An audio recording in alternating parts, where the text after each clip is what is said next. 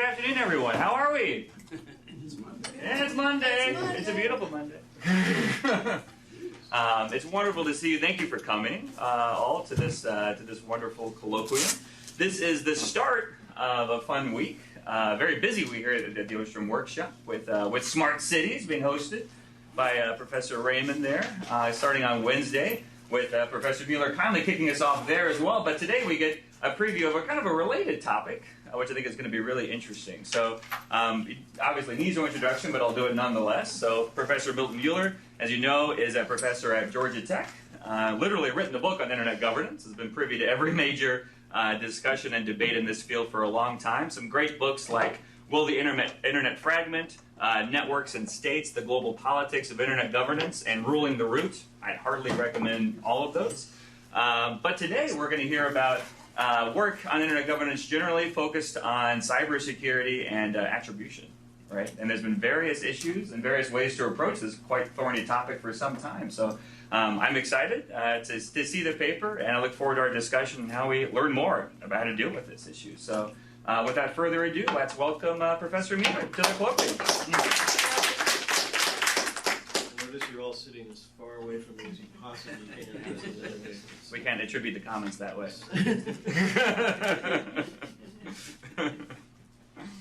Yes, so sometime after the IANA transition, I decided that internet governance, And for what it's worth, I'm so sorry, because internet governance is an alphabet soup. So I'm wondering how many folks do not know anything about internet governance or come in with very little knowledge.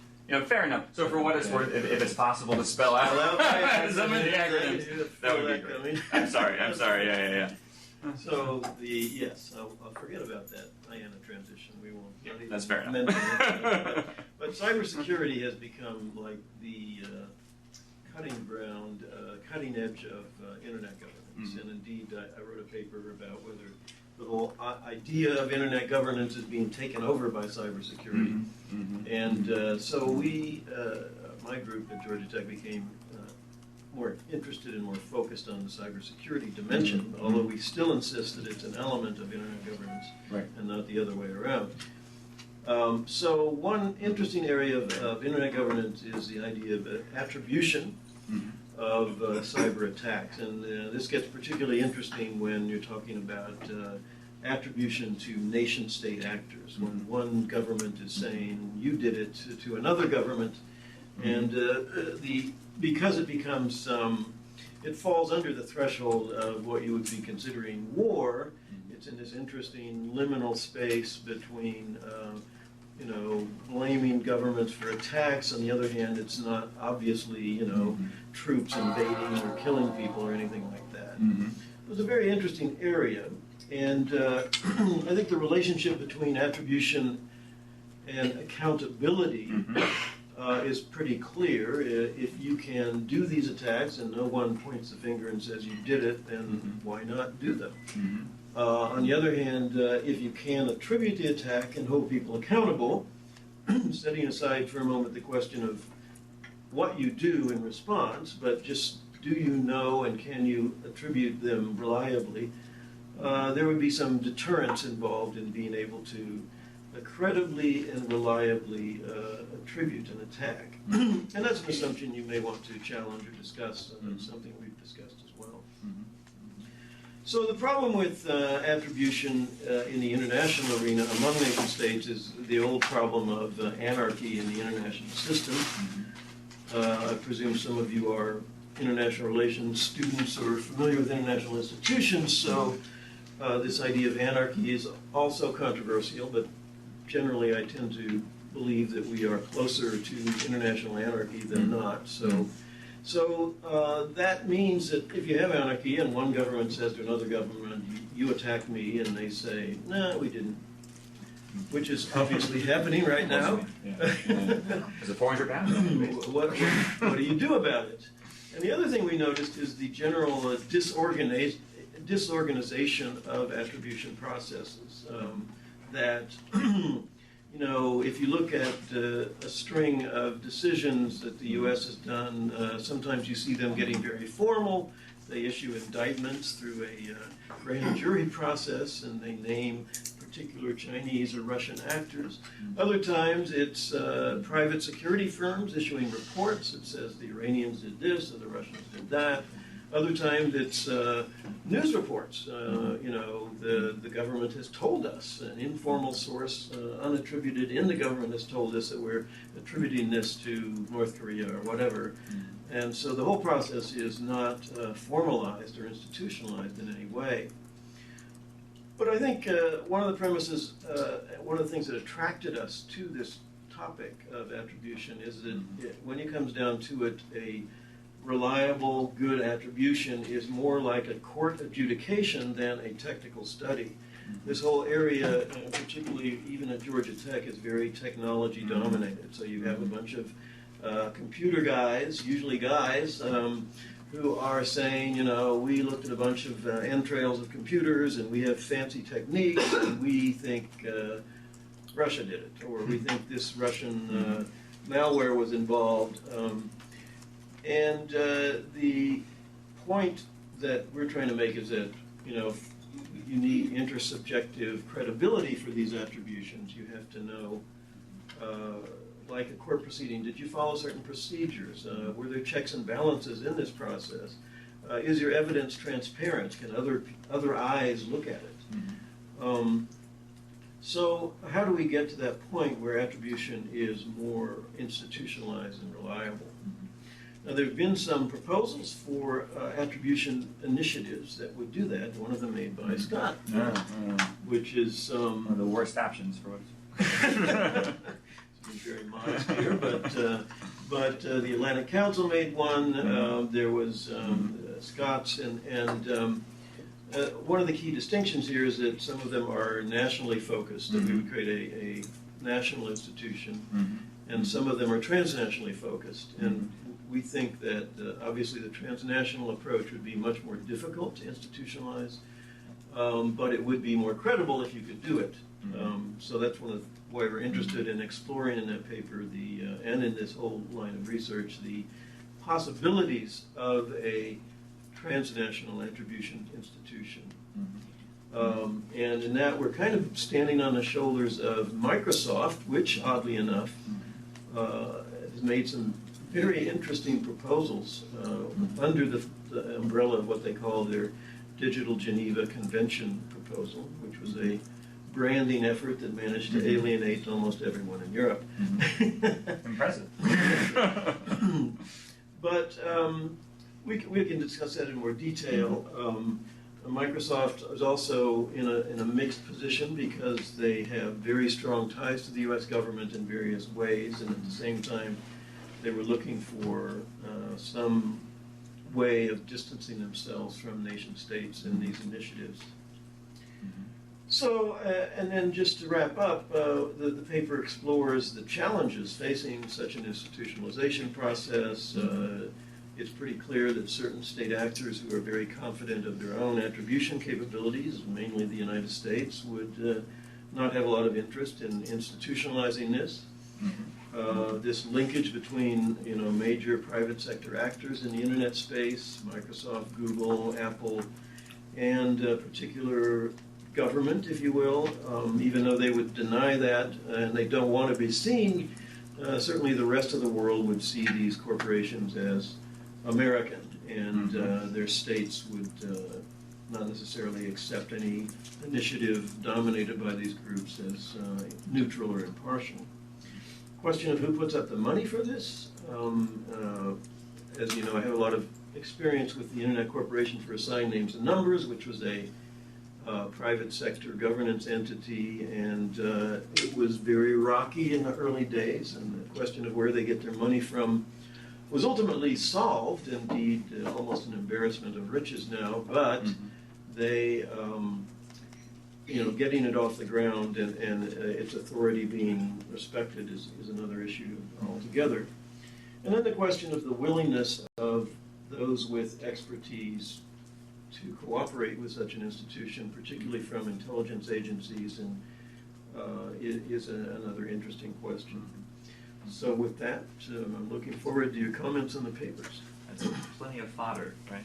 So, per usual, feel free to signal if you would like to be in the queue. I'll get it started while we're all kind of pondering some various questions to answer and ask here. So, I started, my interest in this area got started with the kind of classical lawyer question of, all right, what should the burden of proof be for attributing a cyber attack under international law? So this comes from the International Law Commission's articles on state responsibility, and there's some different guideposts there that you can refer to. Various courts have grappled with this, for example, in the former Yugoslavia, in figuring out what level of proof is needed, right? And I think we as lawyers, at least, can lose a lot of sleep on this when I'm wondering, this is my question to you, Milton, how important do you think that question really is when it comes to, politically pointing the finger here, like we saw, as you point out in the paper, when the U.S. government began this process with the PLA in 2014. It's kind of snowballed since then.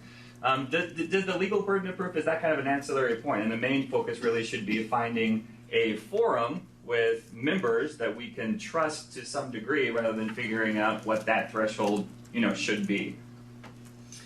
Well, I think the burden of proof issue is not so much the burden of proof, but the standard of proof. Yeah, The technical standard is very important. Mm-hmm. But I think it's a second order question, and I could be wrong about this, so again, feel free to criticize. But I think the biggest problem is establishing a procedure. Right. And here's what you do. Okay, first you get this, and then you get that, and then the procedural processes will generate evidence, and then you can have a standard as to what actually does establish that burden of proof.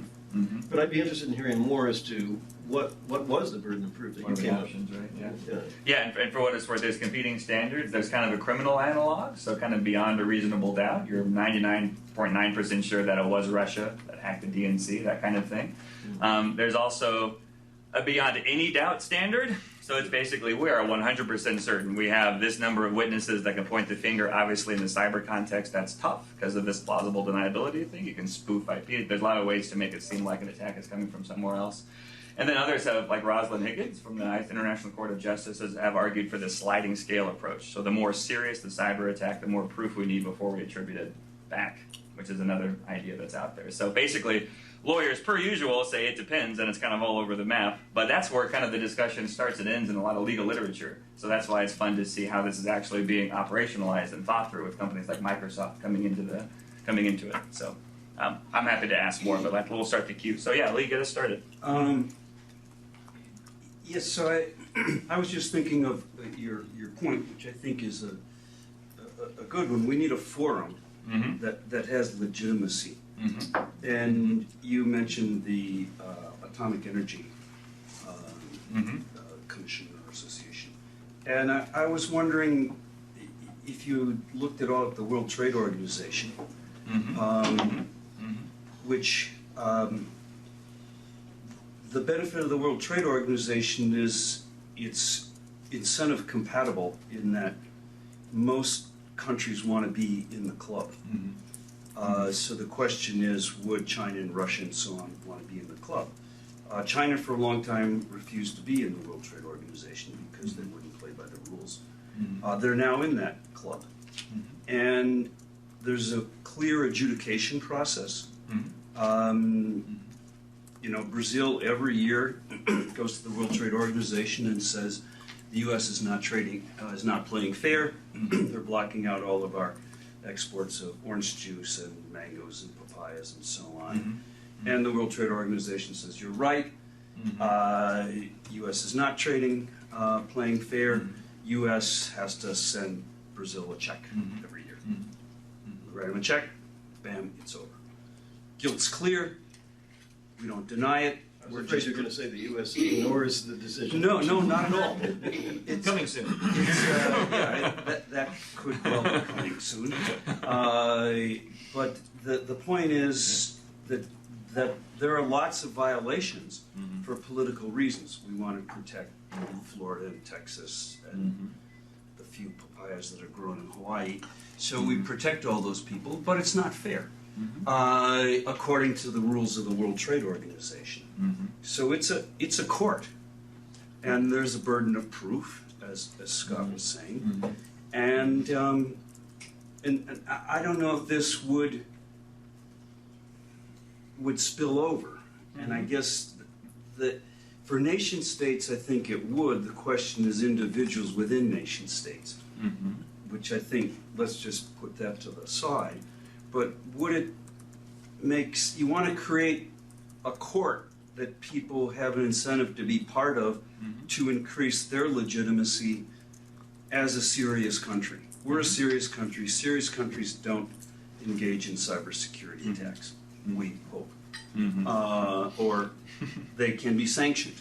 So then the question is, one, would there be an incentive-compatible mechanism, and what would be the sanctions that you could impose? And that I have no idea. Well, most of the discussion of attribution organizations, and particularly the Microsoft leadership on this issue, has tried to separate the issue of action sanctions from the actual attribution. And the reason for that is they figure that that would politicize the fact-finding and attribution elements even more if you're saying, okay, if the decision is X, then you have to pay a fine of Y, or you have to get sanctions of some kind imposed on you by the rest of the world. So, but that's an interesting question, and that's one of the frequent topics of debate in this, is that if you don't have the sanction as a consequence of the decision, then where's the accountability, or where's the deterrent? And indeed, most people, WTO is obviously an intergovernmental arrangement. Most people, and especially the United States, involved in this debate, well, the U.S. has always been against any kind of a formal treaty on cybersecurity for reasons that are somewhat mysterious to me, but I think I've started to understand them. And then, in general, there's a belief that this is such a political football that it would turn into a completely unproductive discussion if we were doing this at the intergovernmental level. That we've seen what happened with the UN GGE, and there's just so much bad blood now between the U.S. and China and Russia on cybersecurity that there's a feeling that we have to do this in the private sector, basically. Well, so expand on that. I mean, so what would that mean in the private sector? So it's attribution council idea. How would that look? Actually? Right. Yeah. So again, why would it have credibility if it's private actors? well, ICANN is a private actor, and they have credibility as the manager, the coordinator of the domain name system. Yeah. This is what gets you to indiana.edu and not, God forbid, purdue.edu. Just to be clear. Well, ICANN actually doesn't do that. All they do is decide who gets Yeah, EDU, you're right. You're right. And then, but they sort of hold together the top of the naming hierarchy in a way that makes sure that it starts off on the right foot. Yeah, you're absolutely right. Yeah. And then whoever runs .edu makes sure you don't go to God forbid. That's right. Well, that's the Renaissance. My others, right? Which is here at IU too. And there have been proposals for like an international criminal tribunal for cyberspace that's been around, for a while, since the early 2000s. That hasn't gotten much traction beyond, again, academic articles, but that idea has been out there for some time too. That would answer some of these questions and provide more, intergovernmental legitimacy.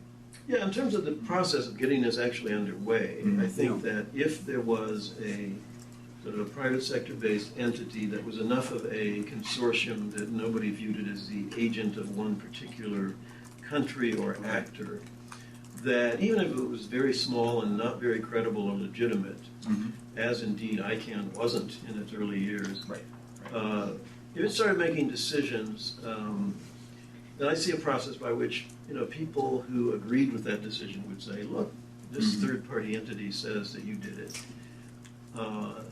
And then they would kick in, people who paid attention to it and were able to do something with that decision would eventually start, even the people who didn't want it to be there would eventually have to say, well, we kind of got to pay attention to this thing because it's doing things and it's gaining some legitimacy step by step, incrementally over time.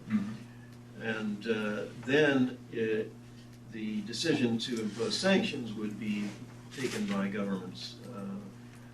And it wouldn't be as formal as the WTO But as you probably know, that the WTO was created at a very special time in history where trade liberalization and all kinds of liberalization were going on and had the upper hand politically. And if we had to renegotiate it today, it's hard to conceive of it ever happening again. Mm-hmm. Indeed, it's more likely that we see people pulling out of it. Well, I guess NAFTA has some hope now, right? It's a much worse acronym. Yeah. And we did do an article called "Using Bits," referring to bilateral investment treaties, using bits to protect bytes a couple years ago, and that explored all of the various WTO angles. There's big issues there, like the national security exception in WTO matters that you have to overcome to deal with issues like cybersecurity. But there are some interesting analogs, like there's the most favored nation idea, and we have all of these different standards now that are coming up in the internet governance space. So you could see how you could maybe use an MFN clause as kind of like a carrot to bring along groups of states and outcast those that don't agree in various ways. So there might be some. It might still be worthwhile. Yeah. I'm trying to get. So are you proposing to link trade? No, not at all. I'm just thinking of the model and how it got started with Bretton Woods, and in the trade literature, there's a huge debate as to whether regional treaties are beneficial. I mean, they're beneficial for Canada and Mexico and the U.S. to NAFTA, but it screws over the Caribbean. Because the Caribbean's textiles move to Mexico. So it would be interesting to see whether you can build from bilateral or favored nation. Just the thought experiments of what you get going that route versus having the problem with the World Trade Organization is almost everyone has to agree. So that means you can't cut as many special deals as you can with bilateral or trilateral or multilateral. But it would just be spelling out those kinds of different fora to see, where would cybersecurity fit in? And I have no idea, but it might be a good thought experiment. And it does fit in a bit. So Angie and I did this paper with some others on how you're using bits to protect trade secrets more and more. And so the enforcement mechanism then are these investment treaty arbitrations, which are also controversial for various ways these days, right? This is the sticking point in the current negotiation. So there is a mechanism there, and more of these bits are including trade secrets protection, so it's worth exploring. While we're waiting for their hands to go up, I did have one other question too. Milton, I think it's because it's just so recent, but I noticed you didn't reference the Cybersecurity Tech Accord, that came out in, March? That was another Microsoft-led effort. And this was basically, let's get together a group of companies to establish, things like we're not going to use our platforms to attack civilian critical infrastructure or help others do that. And I could see that kind of thing, being a potential foundation toward an Attribution Council concept. Maybe just the mandate could be expanded since it's, I think 60 plus companies are members of that now. So anyway, I just wanted to throw it out there to see if you give it that any thought as a mechanism. Yes, there were three elements to the Digital Geneva Convention proposal. One of them was a formal intergovernmental treaty, the actual nominal Digital Geneva Convention, in which the governments would agree not to do bad things. And then there's a tech accord, which is purely private sector companies agreeing not to become agents of governments or do other bad kinds of things. It wasn't, to our mind, a clear boundary between the kinds of substance that would be in the Digital Geneva Convention and a tech accord. The only difference is one was sort of intergovernmental and one was private sector. And we're not that interested, actually, in both of those aspects of the Digital Geneva Convention because we thought the treaty part was not feasible, that the governments are never going to agree to it. And the tech accord was nice. We liked the idea, but it seemed like, one or two or even, a handful of defectors could completely undermine the value. You cannot have a monopoly on the industry, so you cannot assure that some company somewhere is not going to be generating 0 days or various kinds of cyber weapons because the government is paying them. It's nice if the big platforms agree that they're not doing this, but as you can see, inter-platform rivalry has You don't see Google in there. Mm-hmm. I don't think you see Apple. Mm-hmm. It's kind of a little difficult for the industry to cooperate with itself that much, unless they get I was just reading your Brandeis book, maybe a Rockefeller or a Morgan to coordinate them, and then we'd That's probably not like that even more than what's happening now. So. So we didn't take those other ideas too seriously, but we did see the attribution organization as something that was both feasible and desirable. Mm-hmm. So that's why we focused on that part of it. I mean, I appreciate Cool. your comment about separating out that. Sorry. No, please, no, nodded. jump in. Yeah, you're good. I completely usurped you there. And I appreciate your point about separating out attribution for any sort of accountability, right, and punishment linked to the necessity of attribution. I think that is an important way to think about it. And maybe I'm just coming at this from a different perspective, though, but I see this as less linked to trade and more linked to things like the actual Geneva Conventions, right? Why should the assumption be that cyber attacks are bad, right? I don't know that they're necessarily bad, right? And I'm even startled a little bit by the idea that companies wouldn't assist governments in developing cyber weapons, right? I'm a conflict scholar, right? So isn't this a better? I mean, I think the Russian hacking is a brilliant idea, right? I mean, this is incredibly well done on their part, right? I mean, if you're talking about destabilizing a government, and this is if you want to attack somebody, this is a great way to do it, right? So I guess I wanted to challenge the assumption that these things are always ethically wrong. Right? The Geneva Conventions have a number of protocols and reasons as to why we should be allowed to attack other countries and under what conditions. So it definitely, Lee's point about the trade organization was a completely new angle for me, because we've always been talking about this more in the context of the laws of armed conflict and more just the ethics and in general the health of cyberspace, right? That's what we have been interested in, and though we recently in another line of research been getting into trade, we've been doing it more as a reaction to the growing economic nationalism and kind of fending off that, rather than seeing institutionalization from the trade perspective, a new direction we could go into. So are these attacks necessarily bad? Obviously, the attacked country thinks they are, and but that's a good reason why, as you said, we might want to separate the fact-finding and attribution aspects of this away from the sanctions, so that we're not just slapping people on the wrist. We're just deciding what actually happened, and was it bad? It would be a secondary judgment that other countries could either engage in collective action to respond to it if they thought it was really bad, or they could say, well, that's what happened, and so what, I think we do want to deter certain kinds of cyber attacks. They are bad in the sense of weaponizing and militarizing cyberspace. We are very much against that.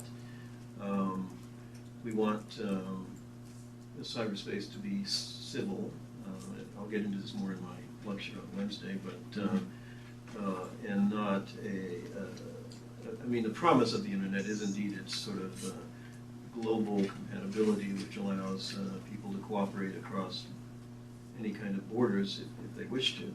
So the idea that this starts getting pulled into nation-state rivalries is a real threat to the whole ethos of the internet. So, but I mean, what were these conversations about the weaponization of airfare, right, and air travel, right? I mean, you've got to imagine that there were similar conversations, right? So airplanes were originally designed to transport people, and then we weaponized the skies pretty quickly thereafter, right? I mean, I wonder if there are similar parallels there. I mean, I was thinking less trade, and I mean, you referenced this a little bit, but I was thinking about nuclear non-proliferation regimes, right, and the importance of non-governmental organizations in monitoring things like that. I think the key difference is the nature of dual use in those particular domains. So a nuclear weapon obviously has, nuclear technology, nuclear science has some kinds of civilian applications, but there's little difference, little trouble distinguishing between a nuclear weapon and a nuclear power plant. then with air flight, it's the same. As a fighter jet is one thing, and another thing. And you're suggesting, I guess, in ways that perhaps I need to pay attention to, is that the two can coexist, perhaps, and do coexist in ways that are possible.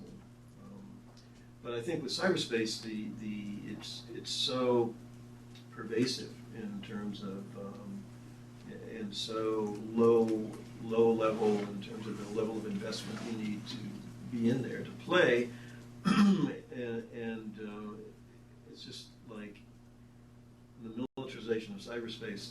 I think creates costs and limitations at a level that exceeds this fact that we have these very specialized aircraft that cost $36 million and can do unusual things. Whereas the cyber attacks, they're maybe just using normal personal computers and a little bit of programming skill, that's a qualitatively different problem. And non-proliferation is tough because the cat's out of the bag, right? The expertise is already widespread. There's a great book that's 14 analogies that don't work in cyberspace, but that constantly get tried. So I can link it if you guys are curious, but it explores air, explores nuclear. All of them have something unique to say, but none of them are perfect for the reasons that Milton mentioned. For what it's worth, all around that though, if you're curious, look at Talon 2.0, the Talon manual. This explores the applicable international law to cyber attacks, including that question of when is it ethical to use it, which came up a lot like after Stuxnet, right? We didn't drop bombs on the Tons, nobody died, but we pushed back, as far as we can tell, Iran's nuclear efforts by about a year as a result of that. So ethically, was that good? But then it can also be reverse engineered and fired right back at you, and then it gets into the wild, and it attacks traffic lights all over the world. So this idea of proportionality gets really tough as well. So there's a lot of fun debates you get to have in forums like this and in class. But you're right, saying that there might be when you think about it in a different way. These are defense contractors in a certain extent, right? There's, for what it's worth, the Obama administration did put together the vulnerabilities equities process to figure out when should we be disclosing attacks, these vulnerabilities back to vendors like Microsoft, and when should we be stockpiling them to use as cyber weapons, right? Though unfortunately, the ones we're stockpiling, we haven't kept secret very well. With breaches like shadow brokers, and now all those are on the dark web, right? So there's analogies, but there's also some unique differences here. But I saw several hands, so I'm sorry. Yes, please go ahead. Thank you. My question is about predictive modeling, which constitutes a substantive part of the attribution process. Mm-hmm. My question is, how can we strike a balance between false accusation and the what was the opposite? And the presence of cases where we don't accuse? So, how can we strike a balance between those two? What will be the priority in that case? And also, some of the factors underlined in this predictive modeling are easily amenable by hackers, such as the language, the hours of use. So, these can be easily changed by hackers once they figure out what the predictors are. So, what would be the solution in that case moving forward? Well, I think you're asking me how would the technical details of attribution actually be executed, and I think that's not a question that this paper is trying to answer. This paper is about creating a framework within which, an institutional framework within which people doing the actual research could answer those questions, and they would be credible and have some legitimacy. And they would use whatever tools they want. Now, we have thought a little bit about, sometimes technology comes along and by changing the parameters so radically, it completely changes the assumptions on which your institutional models or legitimacy models are based. So we have thought about, what happens if there are improved capabilities of attribution. And I think after we had done this draft, we discovered a game theory model that kind of deals with that, where they're talking about they're playing. One of the strategies: how certain are you about who did it, versus you are uncertain. Do you make an attribution or not? And so if the technology increases your certainty in certain ways, that would affect your decision to attribute, and they're trying to game theory that out. We're still kind of digesting that paper, but I think that it didn't. We're pretty sure that it doesn't alter our fundamental approach to the need for institutionalization. That in fact, if the certainty increases, then the capability, our view is the capability for collective action among states in response to attributed attacks would also grow with it, which is different from what that paper actually predicted. They said that it wouldn't make any difference in the tendency to attribute, but they were only talking about individual states or individual actors, not about the possibility of collective action among the actors.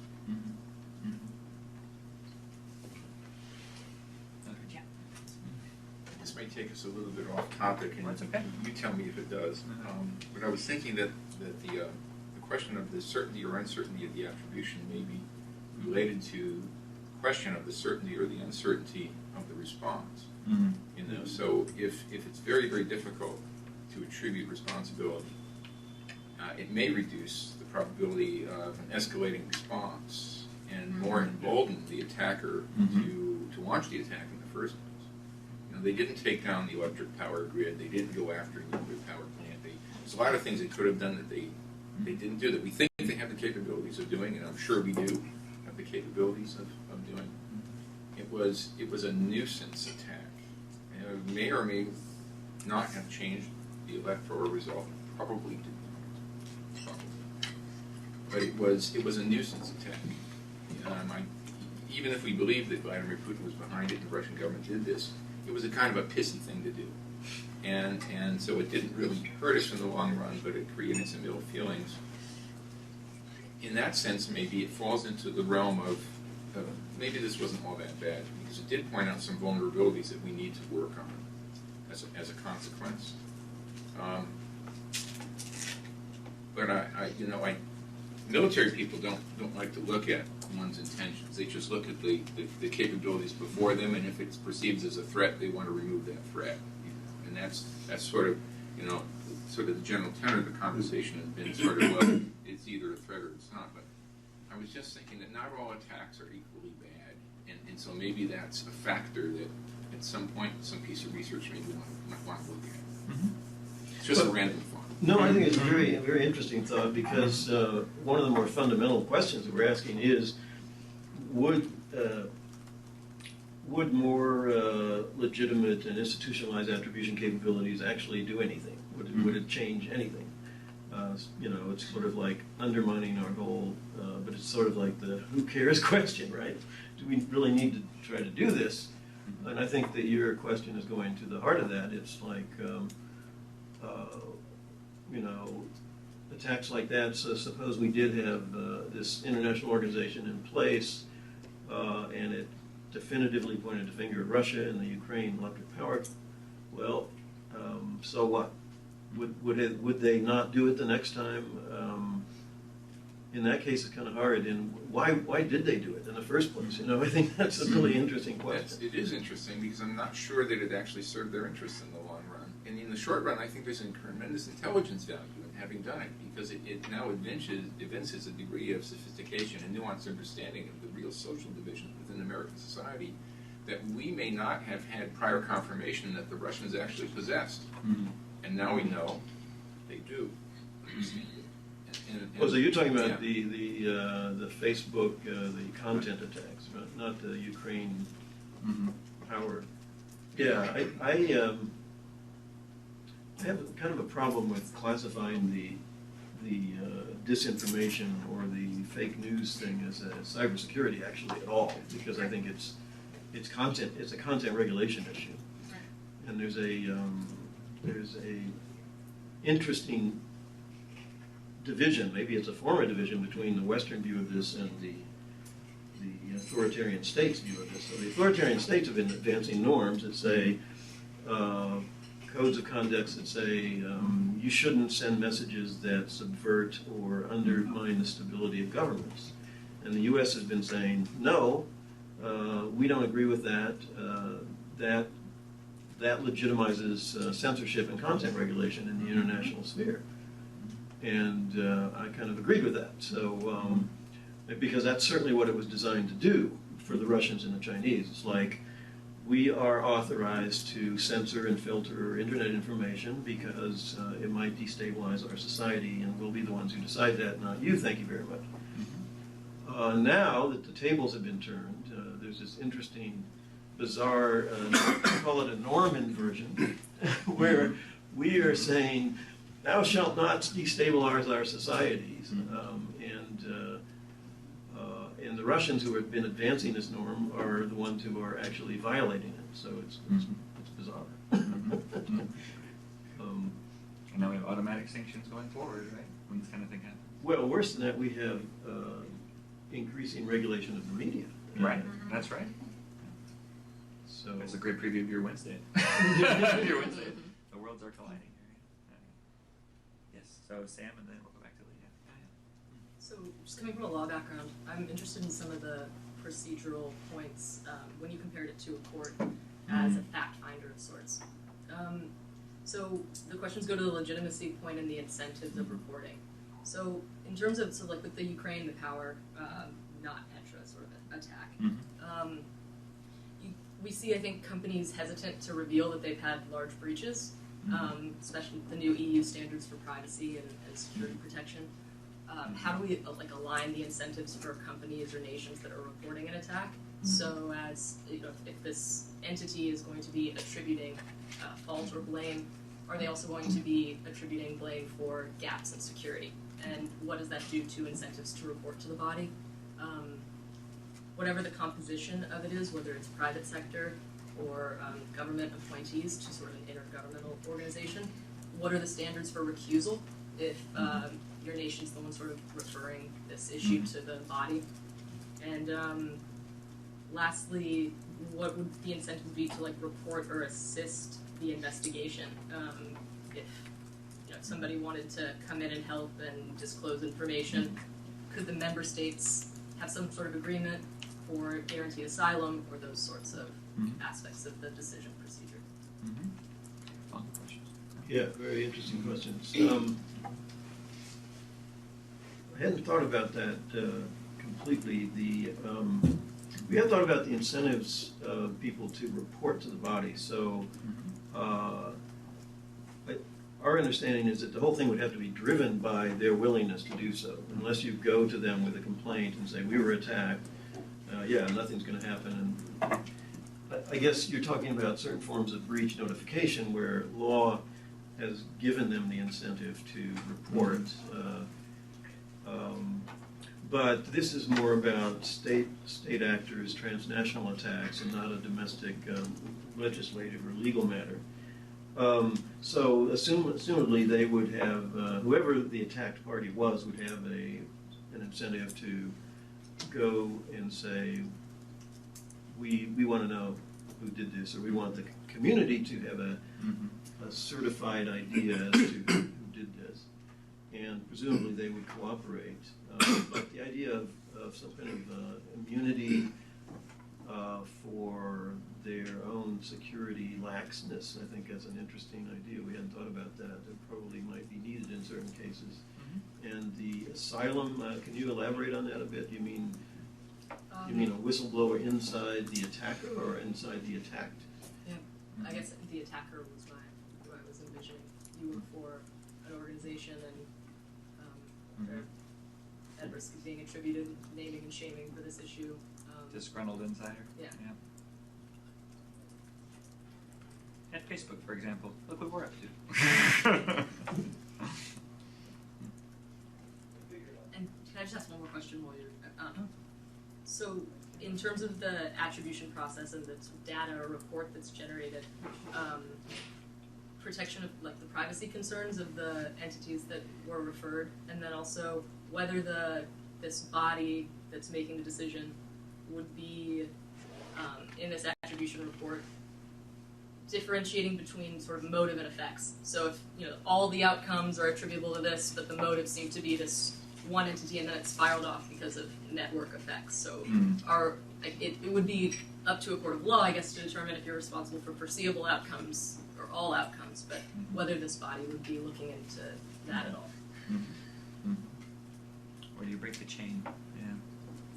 I think that, as most people are talking about this, they're only interested in who did the attack, not about its effects. So presumably, if the effects were really bad and even worse than intended, that would just increase the incentive of people to bring this issue to some kind of a decision body for an attribution.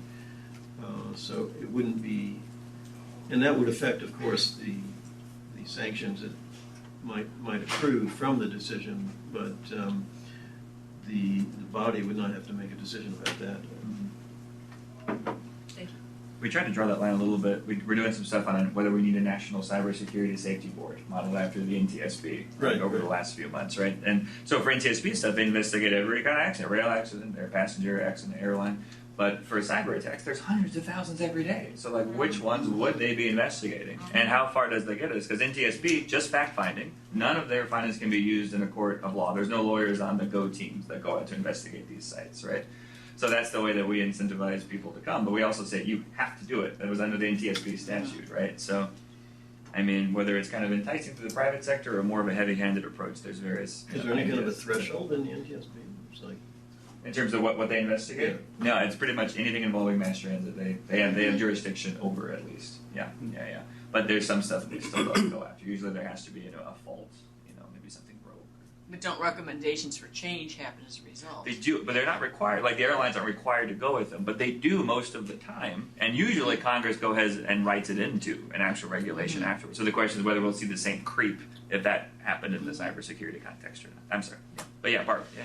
Well, actually, your discussion right now actually is an example of a question I was trying to formulate in my mind, which was that oftentimes when you're trying to create organizations, trying to understand how organizations themselves evolve and for different contexts. So let me give you an example. In the United States, because our government is structured on federalism, our country has had a history of having certain institutional experiments done at the state side first.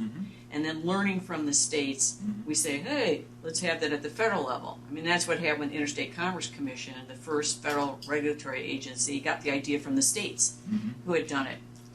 So what I was wondering is, as we're thinking through this, having awareness of, for example, an international organization, I'm less knowledgeable about international ones. What are the different ways in which these international organizations or governance structures actually evolve? Like, for example, under federalism, we actually have this coevolution thing going on with the states and the federal government. And I'm wondering, depending upon the context, some organizations arise because of some critical conflict. For example, wartime. There's some exigency that gives rise to whatever. Are there different ways in which international organizations have emerged for different reasons that might give us an idea of what kind of birthing process might be more, or evolutionary process we might better expect? Do you understand what I'm trying to say? Oh, yeah. I'm trying to analytically look at it, the different ways in which different international organizations have formed and under what contexts, and which ones might be more instructive to evolve the kind of institutionalization we're talking about here. yeah, so And that's kind of, and I don't know as much about that, so I'm just curious how you see that. Well, I think there's two different paths that you could take, and one is intergovernmental and the other is the private sector. So with the intergovernmental, it appears to us that most of the real institutionalization at the intergovernmental level took place. It's the hegemonic stability theory, right? It's the U.S. sort of was victorious in World War II. They got the world together, and they led it down the path of these Bretton Woods institutions and so on. And it would, it's very hard to establish anything like that. Now, there have been smaller regimes that have been formed since then, like in the environment, something. Usually they're attacking a very specific problem, which is why we think the Attribution organization is is feasible. It's a very Right. specific problem, and the smaller it is, the easier it is. That's why you disconnect the sanctions from the fact-finding and decision. And then the other example is a private sector-based organization where you see more and more activity in governance at the international level being delegated to the private sector. And that's where we have the example of ICANN, which was essentially, in some ways, another instance of U.S. hegemonic stability because, we controlled so much of the early internet that we were able to kick this off and get it underway and then eventually detach ourselves from it. And so we have been thinking more along the lines of the second model as the pathway that we would see this take, is that we maybe talking like a consortium of universities that Sorry. But Asking universities can't handle the libraries. So I don't, that's just terrifying. Yeah, I mean, where would you God get bless the, our where do you see university. getting the traction? well, we have Georgia Tech is probably not the best example because it gets so much money from the Defense Department. I mean, it's Georgia Tech Research Institute is basically a defense contractor, if you ask me. Don't quote me. We are being live streamed. I was going to say, let's group it on YouTube like that, just so you know. And then you have, I don't know how many of you know Citizen Lab at University of Toronto. Ron They're actually coming in the spring term, which is great. Ron Devert, Yeah, and Ron's he's coming expressed interest in his idea. So I was thinking, if we got a European university, a big American university, and Canada, and then we add a few We get AU corporate as well. supports and some of the big platforms and balance it internationally. We kick it off, and then it develops some momentum by making credible attributions that people actually use. Exactly. Yeah, Angie, you had a question? So first, sorry for that response. No, it's okay. When you do lots of stuff at IU, it's like, wow, no. Don't worry, we can save the world. I was struck by the chart that you included. Yep. Sorry, I should have, so people can, I thought the page number would pop up, but 5. Yep. So, I think I shared with you at a conference call that, one of the interesting parts about having you speak is that you, at a time when people there was just this unframed world, you were part of creating a framework for governance. And so I'm wondering, based on this chart, I see no attribution made, 12, and so we can sort of go through this, right? But this looks to me like a huge, even though I think up above you do say this is way undernumbered. But of the ones we know about, this is a huge number of private actors, either private actors working with government or governments, or private actors among themselves. So I wonder if it's time that we, and I'm just pushing back, because you're one of the people in my mind you and Scott, who can do this. Maybe it's time we stop thinking about it in a more traditional sense of who did this. And we start thinking about how are we going to respond as a U.S. military to single actor activities. This is not like an aircraft or anything like that, because those are flying from an airbase or flying from an aircraft carrier that has a symbol on the side of it, a big flag on the side of it. These are creepy people sitting in grandma's basement. And so maybe it's time we stop using the old model. Maybe it's literally time we start using a new model that we as a government can declare Ed Smith as an enemy combatant as opposed to China. Well, And then the question is, what do we do? yeah, that was part of what I was getting at with my response to her is that when you get down to the cyber attacker level, it can be societal rather than these nicely defined nation states, right? And then it becomes very dangerous almost to apply the military model because you're attacking potentially anybody and everybody. Yeah. Well, that's why. So your framed questions, to me, seem to suggest using the old model. And I'm wondering how your responses to the questions are at the end. Your research questions, 11. Sorry, I was trying to let people keep up with it. I'm wondering how they would change if the governments all just agree, hey, look, we're the U.S. government. President says go, Congress votes on it, and now we literally, because you meet this criteria, we take out Ed Smith and we're gonna give you a nod, the UK government, but here we come. Yeah, but I mean, how's that not a terrorism watch list? Well, this is what I'm worried about. I'm not, you know, I'm not It's equally suggesting. problematic, right? But Yes. we have Nazi actor models.